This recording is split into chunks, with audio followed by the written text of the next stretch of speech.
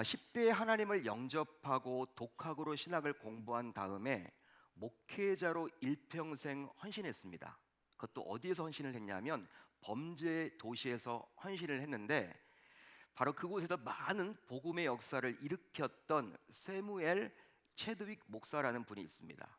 아마 여러분들이 좀 한두 번은 들어보셨을 텐데, 세무엘 체드윅 목사님은요, 은혜에 대해서 다음과 같이 설명을 해주고 있어요. 은혜는 자비 일상이며 사랑보다 더 위대합니다. 정의는 고결함을 요구하고 자비는 긍휼로 말미암습니다.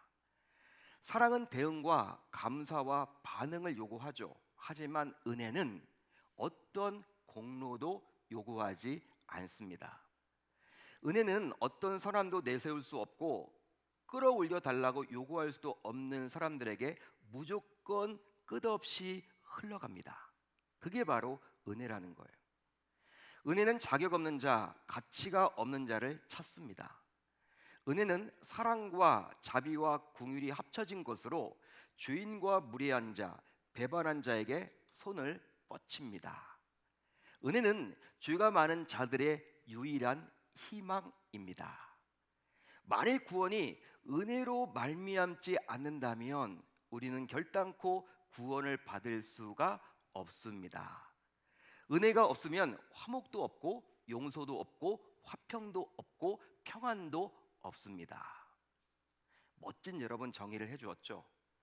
이처럼 체드윅 목사가 정의한 은혜는 사랑과 정의와 자비보다 한 단계 위에 있는 하나님의 속성입니다. 우리는 보통 하나님 하면요 사랑, 기독교 하면요 사랑이라고 하는데 그게 아니라는 거예요. 사랑보다 한 단계 더 높은 것이 바로 은혜라는 것입니다. 이처럼 기독교는 은혜를 빼고 논할 수가 없는데요, 따라서 당연히 기독교인들은 이미 은혜를 받은 자들이죠. 그러기에 교회는 이 은혜를 받은 자들이 모이는 곳이라 감히 말할 수 있습니다. 자, 그런데 오늘 말씀 1절을 보게 되면요, 사도 바울은 고린도 교회 성도들에게 다소 이상한 말을 해주고 있어요. 어떤 말을 해주고 있습니까? 여러분들이 오늘 1절을 쭉 읽다 보면 왜 이런 말을 했을까? 이렇게 여러분 의문이 갈 텐데, 어떤 말을 했냐면 하나님의 은혜를 헛되이 받지 말라.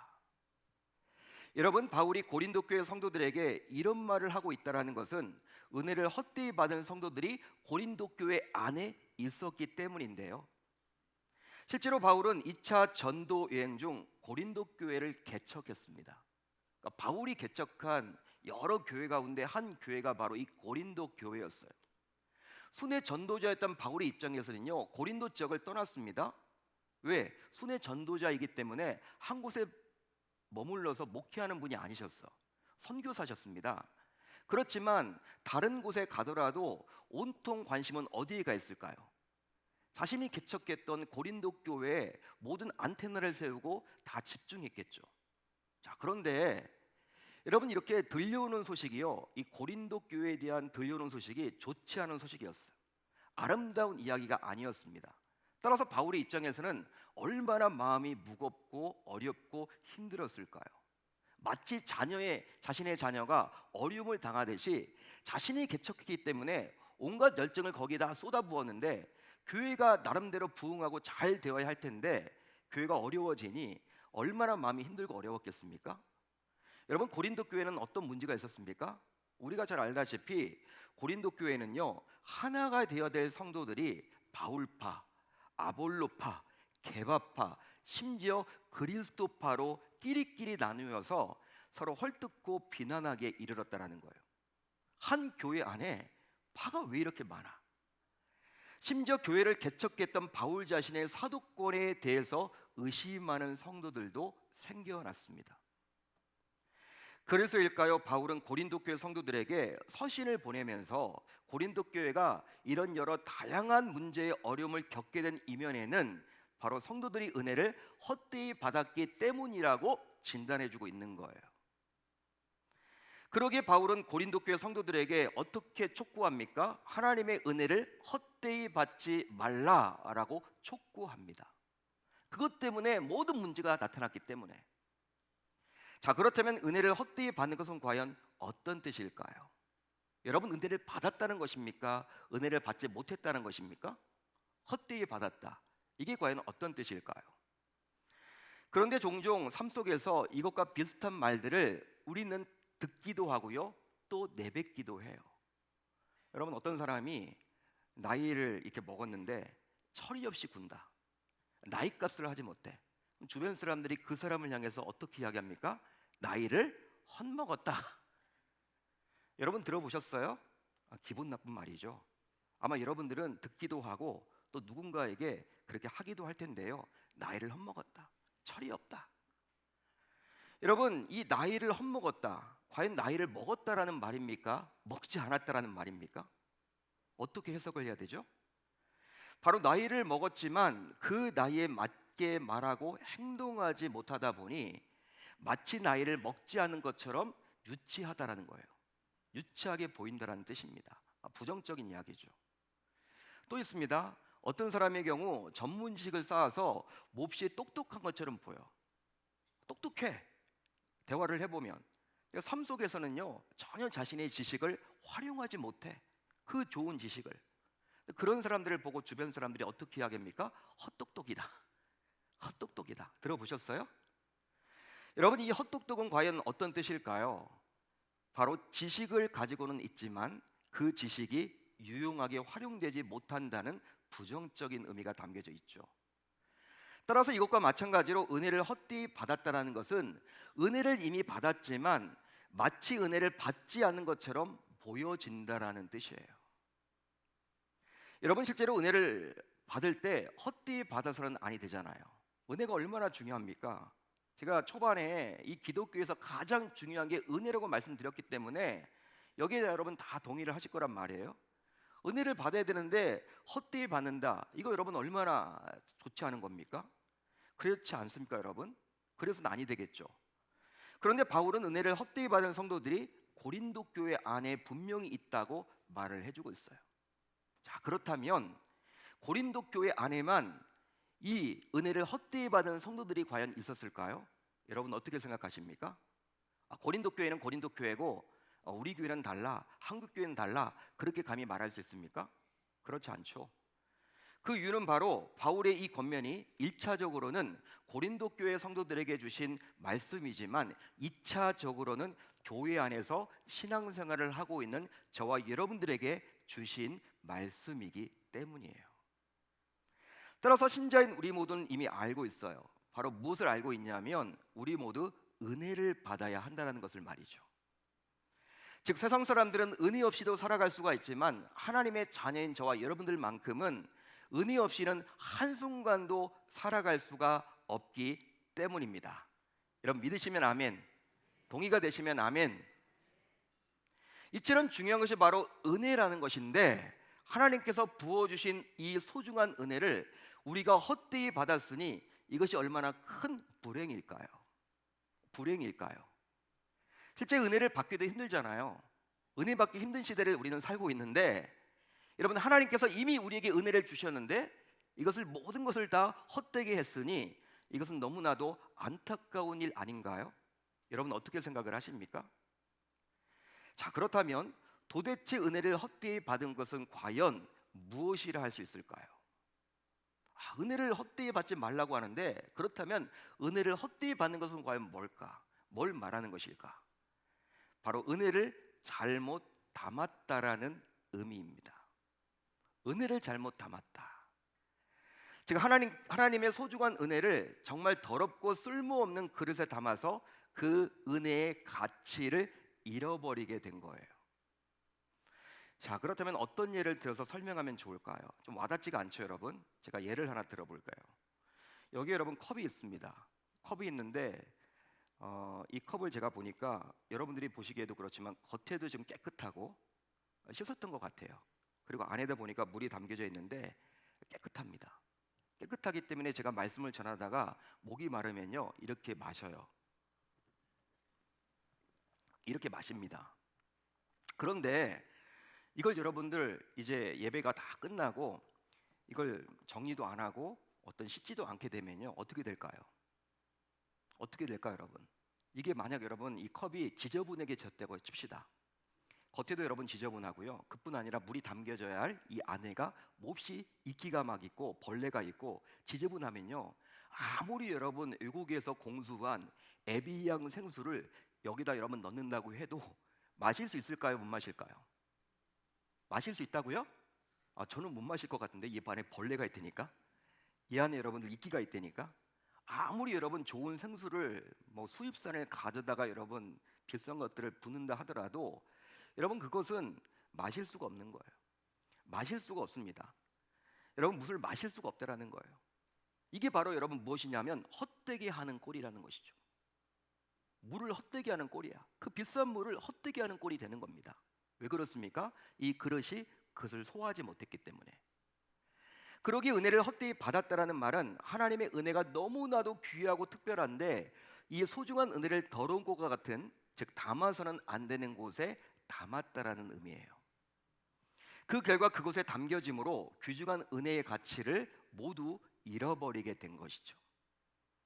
따라서 은혜를 헛되이 받았다라는 것은 은혜를 잘못 담았다라는 것입니다. 자, 그렇다면 은혜를 담는 그릇이 과연 무엇이길래 은혜를 잘못 담았다고 말을 하고 있는 것일까요? 바로 은혜를 담는 그릇은 저와 여러분들입니다. 신자인 저와 여러분들이에요. 그러니까 저와 여러분들은 바로 은혜를 담는 그릇입니다. 한마디로 내가 바로 하나님의 은혜를 담는 그릇이죠.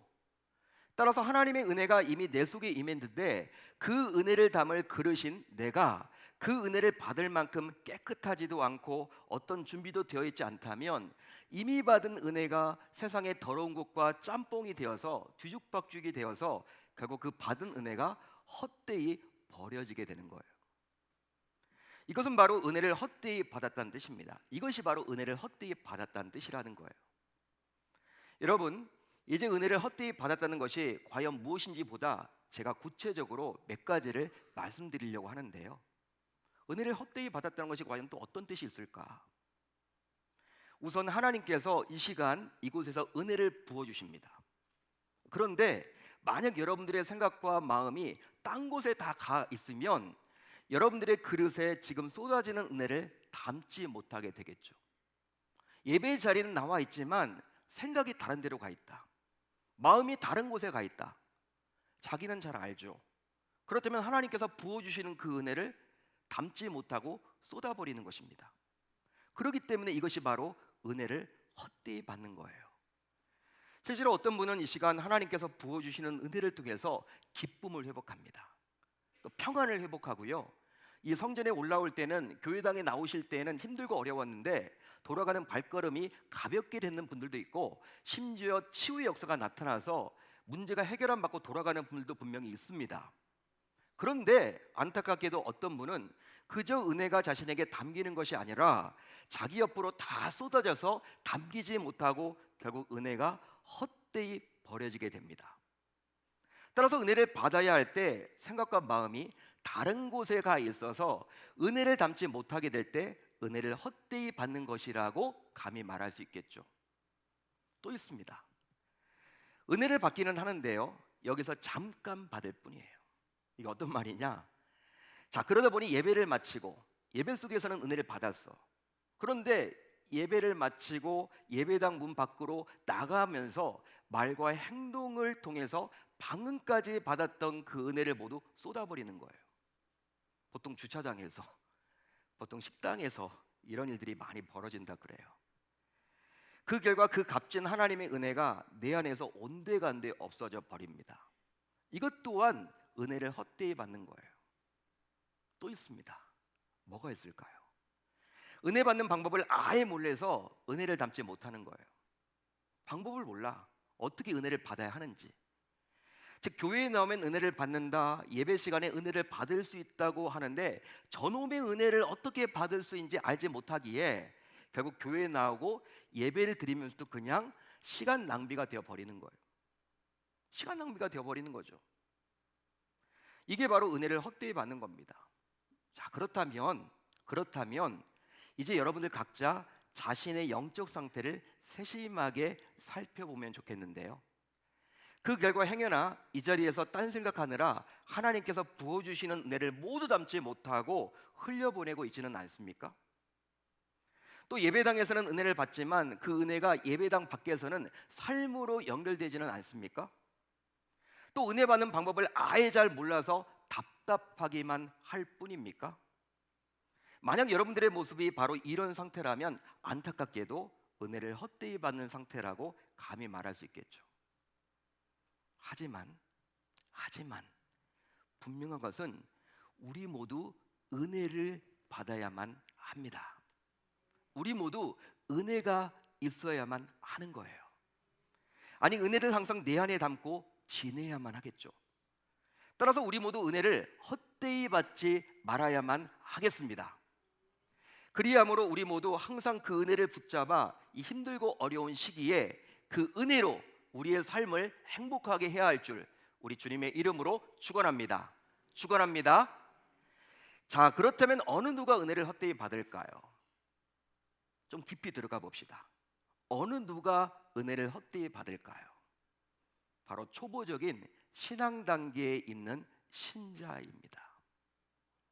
한마디로 신앙이 아직 유아기에 머물러 있는 신자예요. 따라서 은혜를 헛되이 받지 않으려면 신앙의 초보와 미성숙한 모습을 벗어나야 하겠습니다. 여러분, 엄마 품에 있는 아기는요, 엄마 젖을 먹는 게 당연해요. 그렇죠? 여러분, 갓난아기가 엄마 젖을 찾잖아요. 여러분, 그게 여러분 당연합니다. 근데 아이가 여러분 초등학교에 입학했어. 심지어 중학교에 갔는데 엄마 젖을 계속 먹겠다고 하면요, 이 아이는 정상이 아니에요. 이미 정상이 아닙니다.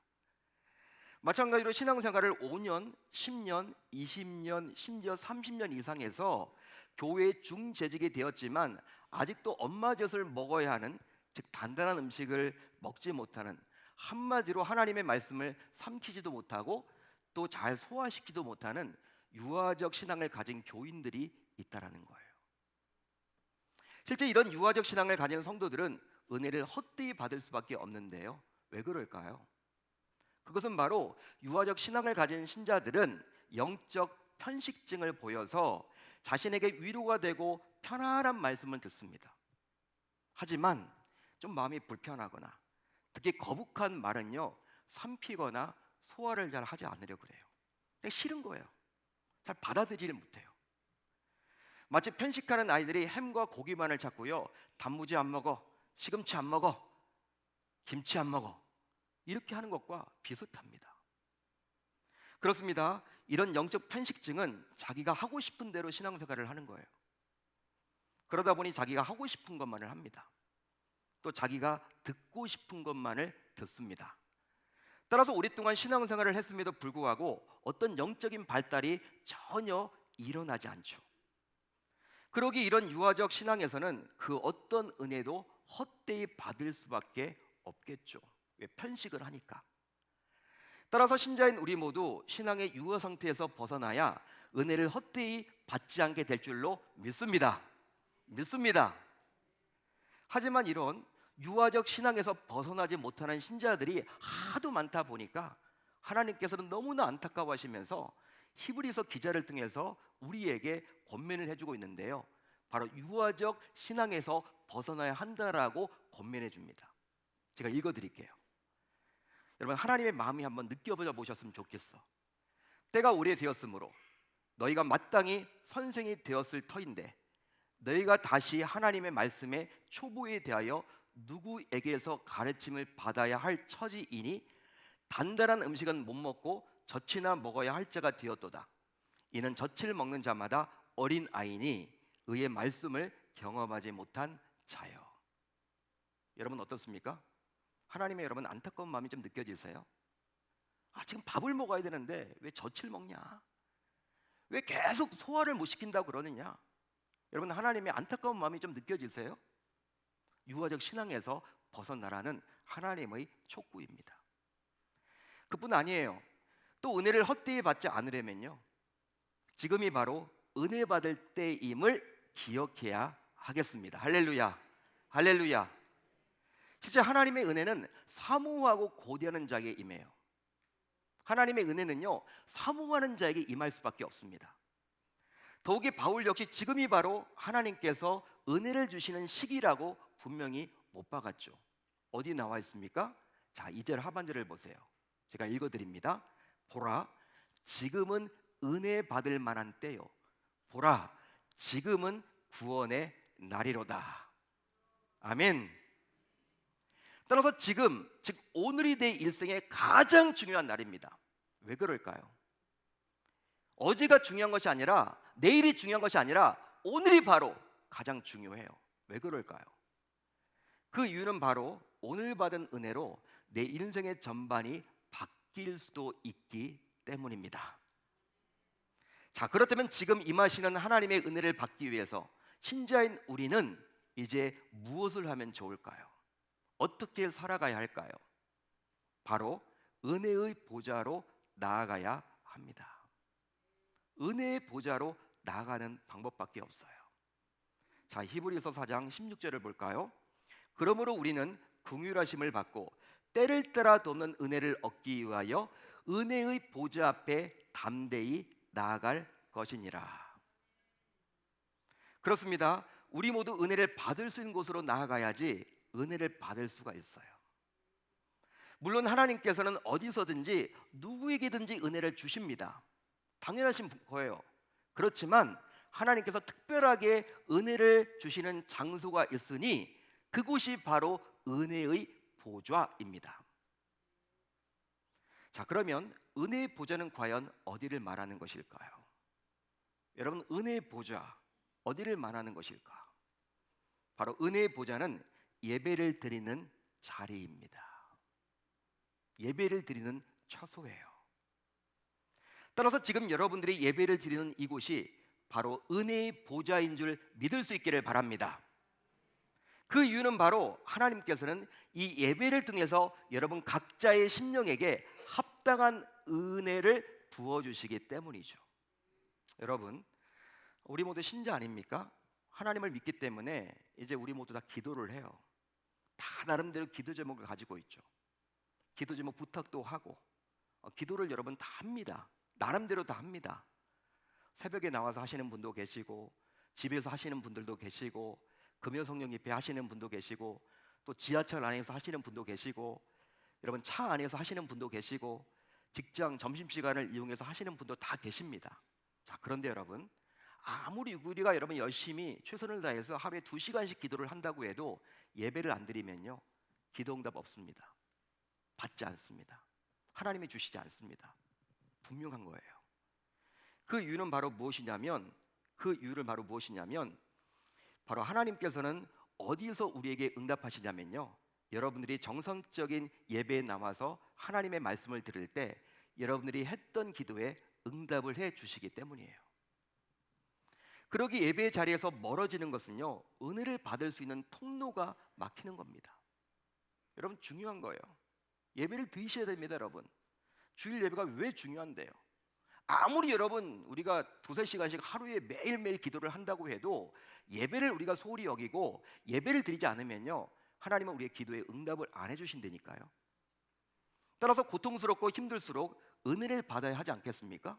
힘드니까 우리가 은혜로 이겨내야 되는데, 힘들다고 해서 예배를 놓치거나 가볍게 여겨버린다면 오히려 은혜를 받을 수 없게 회복이 요원해질 수도 있다는 것이죠. 그런즉 하나님의 은혜를 받기 원하십니까? 하나님의 은혜를 받기 원하세요?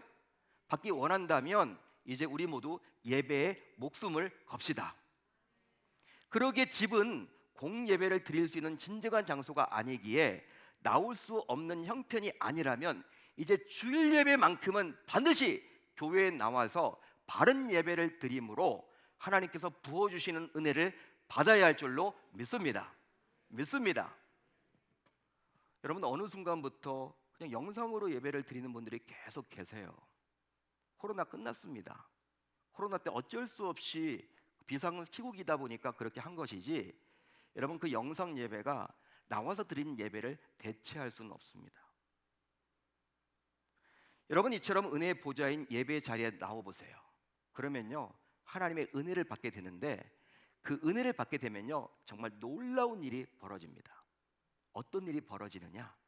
바로 하나님께서 그 은혜 받은 사람을 사용하십니다. 실제로 은혜 없는 사람을 하나님께서 과연 쓰실 수 있을까요? 여러분 어떻게 생각하십니까? 여러분 어떻게 생각을 하세요? 저와 같은 목회자든 여러분들과 같은 평시도든 상관없이 은혜가 임하지 않은 사람을 하나님은요 쓰시지 않습니다. 쓰실 수가 없어요. 아무리 신앙의 연수가 높고 직분을 가지고 있고 세상적으로 내세울 것이 있다 하더라도, 그래서 사람들은요, 야, 저 사람이 주의 일하면 좋겠다, 저 사람이 교회 일하면 좋겠다라고 할지 몰라도 그 사람이 은혜를 받지 못하고 은혜가 없다면 하나님께서는 그 사람을 결단코 쓰시지 않는다라는 거예요. 따라서 우리 모두 하나님께 쓰임을 받아야 할 텐데요, 여러분 쓰임을 받아야 하잖아요. 그러기 위해서 가장 중요한 것은 바로 우리 모두 은혜를 받아야만 합니다. 그러기에 은혜를 받은 상태에서 가지고 있는 경험, 스펙, 소유 등이 플러스가 되면요, 하나님께서 더 위대하게, 더 크게 사용하시지만, 은혜가 없는데, 은혜를 받지 못했는데 경험이 있고 스펙이 있고 소유 등이 있다고 하면요, 그건 하나님과는 아무 상관이 없는 것이 되어버려요. 따라서 신자인 우리 모두 앞으로 은혜 받는 것에 최우선을 두고 신앙생활을 하겠다라고 다짐하고 결단할 수 있어야 할 줄로 믿습니다. 사랑하는 성도 여러분, 여러분들에게 과연 은혜가 있습니까? 여러분들에게 과연 은혜가 있습니까? 대부분의 신자들은 은혜를 받았다고 합니다. 받았다라는 거예요. 그러면 그 은혜가 지금 주시는 은혜입니까? 아니면 옛날에 주셨던 은혜입니까? 실제 어떤 성도는 과거에 받은 은혜를 지금까지 몇십 년 우려먹기도 합니다. 은혜는 사골곰탕이 아니에요, 여러분. 여러분 자꾸 우려먹어. 그래서 여러분 어떻게 이야기합니까? 목사님, 왕년의 제가, 과거의 제가, 이전의 제가, 이건 어떤 말이에요? 지금은 아니라는 거예요. 지금은 아니라는 거예요. 하지만 분명한 것은 은혜를 받지 못한 사람, 혹은 은혜가 과거형에 머물러 있는 사람은 긍정적일 수가 없고요, 늘 부정적이고 비판적입니다. 뭘 바라볼 때 여러분 긍정적으로 바라보려고 해야 되잖아.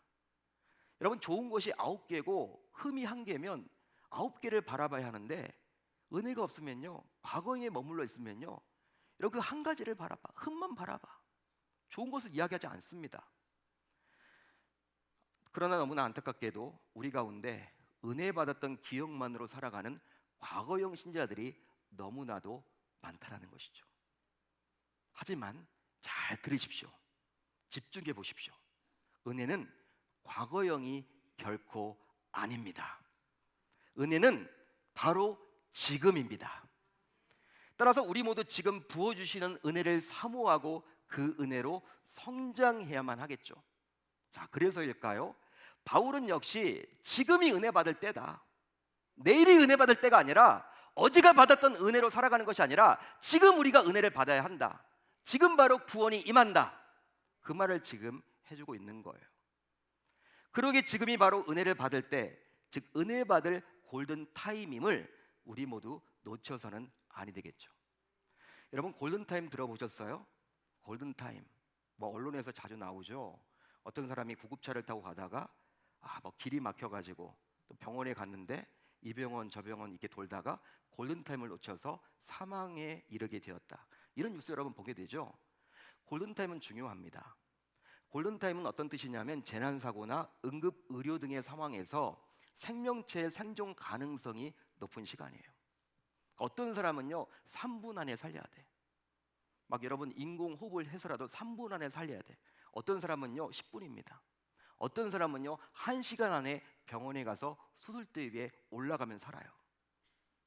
근데 그 1시간을 놓치면 죽는 거예요. 다 다릅니다. 그런데 놀랍게도 바울은 하나님의 은혜를 받을 골든타임이 있다고 오늘 본문에서 말을 해주고 있죠. 그게 바로 어제가 아니라 내일도 아니라 바로 언제입니까? 지금이라는 거예요. 오늘이라는 거예요. 즉 은혜 받을 골든타임은 지금 은혜를 받지 못하게 되면 결국 나를 살릴 수도 없고 그 결과 아무런 소용이 없게 된다라고 바울은 말을 해주고 있습니다. 그 이유는 바로 은혜는 만나와 같기 때문인데요. 만나. 여러분 만나 아세요? 들어보셨죠? 출애굽 이후에 이스라엘 백성들이 광야 생활을 할 때 하나님께서 매일의 아침마다 하늘에서 만나를 내려주셨어요. 여러분 풍족하게 먹을 수 있습니다. 그런데 어떤 욕심 많은 사람이 자신의 가족들뿐만 아니라 다음 날 먹으려고 광주리에다가 여러분을 가져다가 여러분 그 만나를 부었어. 여러분 신선하니까 그 만나를 내일까지 두어도 좋겠다라고 하고 여러분 가져갔는데 잠을 여러분 이래 자고 나서 아침에 일어나 보니까 다음 날 먹을 수 없게 다 썩어 버렸죠. 그게 만나입니다. 그렇지만 밖으로 나가면요 또 만나가 또 있는 거예요. 그날 하나님이 주시는 은혜가 바로 만나예요. 여러분 마찬가지로 어제 받은 만나로 오늘을 우리가 살아갈 수 없듯이 어제 받은 은혜로 오늘을 살아낼 수가 없는 것입니다. 그러기에 은혜는 천국 가는 그날까지 바로 지금 받아야만 합니다. 즉 지금 이 시간 받으셔야만 해요. 따라서 지금 이 시간 하나님께서 부어주시는 은혜를 우리 모두 붙잡아야 할 줄로 믿습니다. 여러분 이제 오늘 한 가지만 기억하고 돌아갑시다. 한 가지만. 뭐냐면 나는 은혜를 받아야 살 수 있다. 나는 은혜 없이는 살아갈 수가 없다. 나는 하나님의 은혜로 살아가는 존재다. 이거 한 가지만 붙들고 가자고요. 따라서 이 한 가지만을 기억하시고 삶 속에서 은혜가 마르지 않도록 해야만 하겠습니다. 실제 은혜가 임했다라는 것은요 바로 주님을 위해서 무언가 하고 싶은 의욕이 일어나는 것으로 증명이 돼요. 어떤 분들이 은혜를 받았다고 하는데 그 은혜가 진짜 은혜인지 알 수 있는 것은요 주님을 위해서 주님의 핏값으로 세우신 이 교회를 위해서 뭐라도 하고 싶어져요. 은혜 받으면요 예배 시간이 기다려져요. 은혜 받으면요 한 번 더 교회 나오고 싶어요. 은혜 받으면요 휴지를 줍더라도 교회에서 휴지 줍기를 원해요. 교회가 여러분 사랑스럽게 보여져요. 그 이전과는 완전히 달라집니다. 주님의 일을 하는 것이 얼마나 기쁨이 생기는지 몰라요. 그게 바로 은혜 받은 징표라는 거예요. 여러분 그러다 보니까 은혜는 머리로 받는 것이 아니라 오직 가슴으로 받는 것입니다. 은혜는 머리로 받는 것이 아니라 가슴으로 받는 거예요. 그러기에 은혜를 받은 사람은 머리가 뜨거워지는 것이 아니라 바로 가슴이 뜨거워져서 손과 발이 저절로 움직여지죠. 누가 말하지 않아도. 따라서 여러분들 모두 이제 은혜를 받았다면, 이제 은혜의 사람이라면 그 받은 은혜로 뜨거워진 가슴으로 다음 주일로 다가온 맥주 감사 예배와 성찬식에 한 분도 빠짐없이 모두 동참할 수 있기를 우리 주님의 이름으로 축원합니다. 그뿐 아니라 또 뜨거워진 가슴으로 주님께 감사하는 마음을 담아서 주님께 정성껏 준비한 예물을 드려볼 수 있기를 바랍니다. 그렇게 함으로 이제 우리 모두 하나님 앞에 은혜로 살고 은혜로 모든 문제를 해결함 받고 은혜로 하나님께서 활짝 열어주시는 행복한 삶을 살아갈 수 있기를 우리 주님의 이름으로 축원합니다. 그렇게 살겠다라고 다짐하고 결단하는 저와 여러분들이 다 되실 수 있기를 우리 주님의 이름으로 축복합니다.